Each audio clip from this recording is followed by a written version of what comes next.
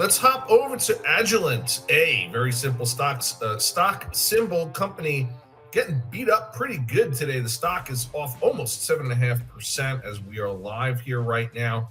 They beat the streets Q2 earnings and set positive guidance for Q3 of 2024.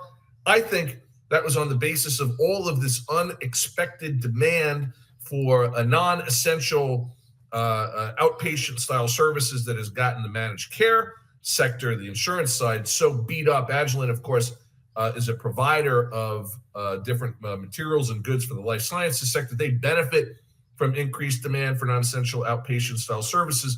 But man, oh man, the street is just beating the heck out of this one because the guidance was below what the consensus expectation was. It really seems to me, Ryan, and maybe a comment from you on this as compared to about the stock itself, although if you have an insight there, happy to hear it. It seems to me that the guidance story has become the tail wagging the dog in earnings reports these days. Am I crazy, or am I seeing that more and more as time goes on? No, I think you're dead on. I think that's the toughest part about playing earnings is that you don't know. That's the one kind of unknown. You can kind of guesstimate on what your competitors are doing.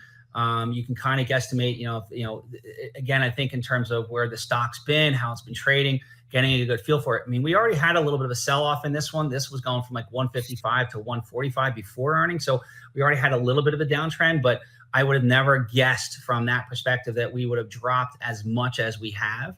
And it's making a great comeback today. So I think that is a good sign. I mean, you're back up from 125 on the low, you're back up $10 on this thing. So that's a really, really good sign that buyers are willing to step in this stock and push it back up, getting back above the 200-day. That's all positive signs.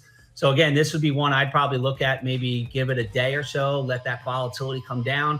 And I definitely think this is one that's going to be on our radar here in the near future.